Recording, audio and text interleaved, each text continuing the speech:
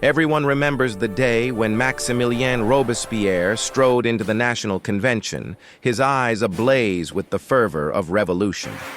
It was the summer of 1793, a time when France was engulfed in chaos and bloodshed, yet Robespierre stood as a beacon of hope for many. Born in 1758 in Arras, Robespierre was a well-educated lawyer whose ideals rooted in the Enlightenment shaped his vision for France. Influenced by Rousseau, he believed in the notion of the general will, which posited that true sovereignty lay with the people.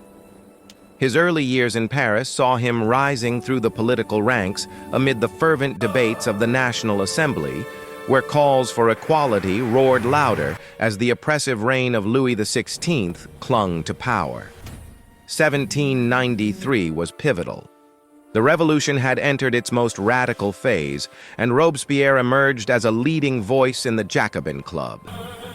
The execution of Louis XVI in January fueled tensions as internal factions vied for control, and the external threat of invading monarchies loomed large. The plan has changed. The onset of the Reign of Terror marked Robespierre's ascent. He believed that virtue must be defended at all costs, and so began the grim campaign where liberty was safeguarded through bloodshed. Gentlemen, the time has come to stand united. We must act decisively to secure our future. Counter-revolutionary. This created a climate of fear across France, as even a whisper of dissent could lead to the guillotine. Robespierre rationalized the bloodshed as necessary for the Republic's survival, declaring, "Terror is nothing other than justice, prompt, severe, inflexible." Yet the reign of terror began eroding public support for Robespierre. Friends and enemies alike were executed, leading to distrust even among his closest allies. The public sphere turned against him. The streets of Paris buzzed with whispers of tyranny.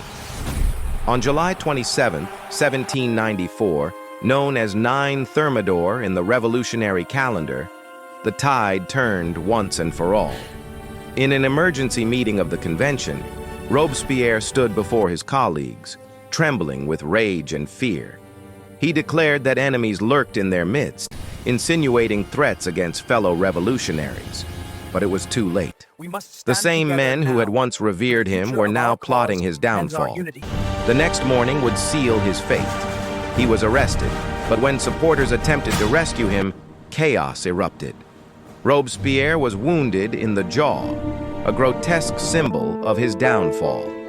By dusk, the following day, he was executed without trial, his life cut short by the very revolution he had once championed. This perspective The irony was not traditional lost on the framework and French demands a populace. reevaluation. Robespierre had sought to realize an ideal republic, but had plunged into despotism. Though he had envisioned a France of liberty and equality, his reign ultimately resulted in terror and betrayal. The consequences of Robespierre's actions reverberated throughout history. The French Revolution set the stage for the rise of Napoleon Bonaparte and reshaped the continent. Robespierre was both a martyr and a villain, his legacy a cautionary tale about the volatility of revolutionary ideals. His life narrates the saga of aspiration and horror, a reminder that the quest for justice can sometimes spiral into oppression, and that the ideals of liberty can be corrupted by the very hands that sought to uphold them. Amid the echoes of the guillotine and the cries for freedom, the voice of Maximilien Robespierre lingers, an indelible part of Europe's turbulent history.